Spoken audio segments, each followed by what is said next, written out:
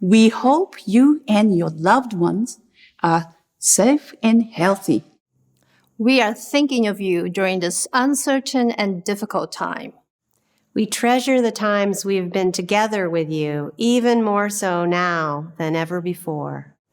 We truly believe in the healing and uplifting power of music and have selected these musical gems for you. Hello, I'm Andy Tierstein, and in addition to being a composer, I'm also a professor of music at NYU in the dance department.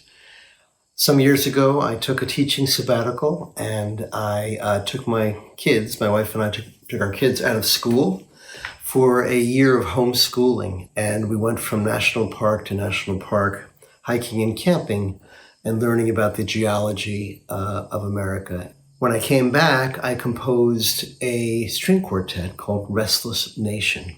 The quartet is a great medium for this piece because it has 4 instruments, and there were 2 parents and 2 children. The father is the cello, the mother is the viola, and then the first violin, of course, is my daughter, and the second violin is my son, a little younger than her. And in addition, I should say that the piece is influenced by other things that I do as a folk musician. I play the banjo and I play the fiddle and mandolin and those things. The Appalachian fiddle styles particularly influence this piece. And this movement is called Of Rocks and Rivers, which is really an ode to nature because it's about the Big Bend National Park.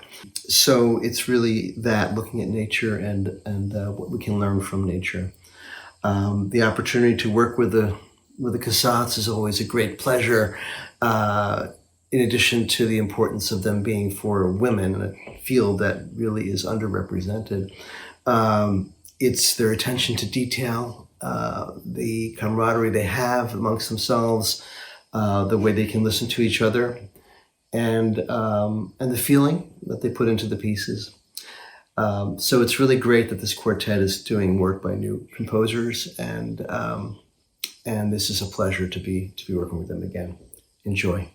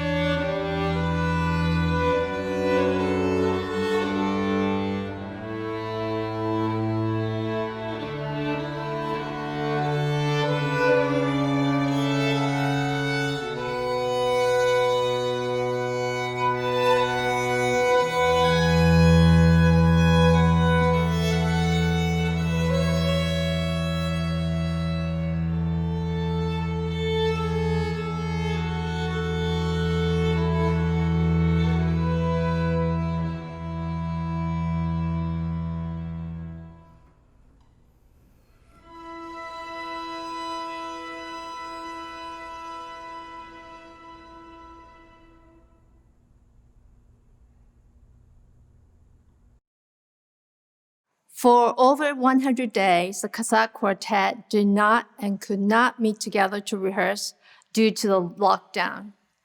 But we were so itching to play together in person. We were fortunate enough to find a hall in a very welcoming community in Austin, New York, where we were able to play once again together, socially distanced and masked, of course. It has been such a blast to play together again as we prepare this video for your enjoyment. Mozart wrote the Divertimento in F major at age 15, following a trip to Milan with his father. They were back in Salzburg. He hadn't yet composed his string quartets, but this piece is perhaps a precursor of those. It's in 3 movements, the outer movements being full of joy and exuberance, and the inner andante movement is very lyrical and operatic.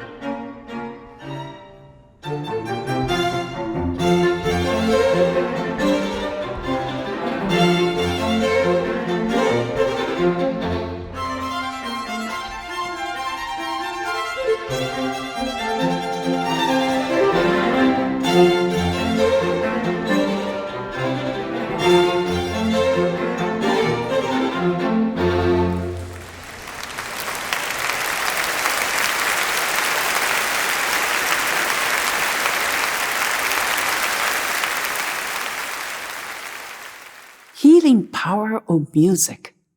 I was comforted and moved by many beautiful music. Please enjoy with us Amazing Grace. Hi, everyone. My name is Dan Godfrey, and the Cassatt String Quartet has asked me to say a few words about my arrangement of Amazing Grace, which you're about to hear. Amazing Grace, of course, has been interpreted in innumerable ways, ranging from the Black gospel tradition to sacred harp singing to many, many others over the decades. And it has a remarkable background. The hymn was written by an English clergyman in the late 18th century. His name was John Newton. And what's extraordinary is that John Newton began his career as a slave ship captain and as a slave trader. And then he underwent a major conversion to Christianity. And in seeking redemption and God's grace and renewal, at one point he penned this hymn, Amazing Grace. And when he did so, there was a point where he took note of a memory he had of the songs that the African slaves were singing to each other as they suffered horribly below decks. And he noted that they were singing with a 5-note scale, what we've come to recognize as a pentatonic scale. And the pentatonic scale is a central feature of what we now know of as Negro spirituals and that tradition. And of course, the pentatonic scale is a central feature of Amazing Grace itself. So I was trying to imagine one more way to interpret this hymn, and it occurred to me that in a very dark way, it was born of an experience at sea, a violent experience, a destructive experience at sea that ended in the degradation of an entire people. And that for me, it might be a good idea to try to create a different kind of experience at sea, one that was gentle and healing and pointed in a very different direction. aspired to a very different outcome. And so I decided to write this arrangement of Amazing Grace as a kind of slow barcarolle. A barcarolle is essentially it's a gondolier song. It's a slowly rocking, gentle boat song. And my hope for this interpretation is that it has a kind of gentle and healing quality to it. And so when I think of the hymn itself and the spirit in which it was written originally by John Newton, there is definitely this sense of wanting to reconnect, to unify, not only to God's grace, but also to across traditions and peoples, and to renew a sense of unity among everyone. And I hope in some small way that this arrangement reflects that idea. So thank you for listening.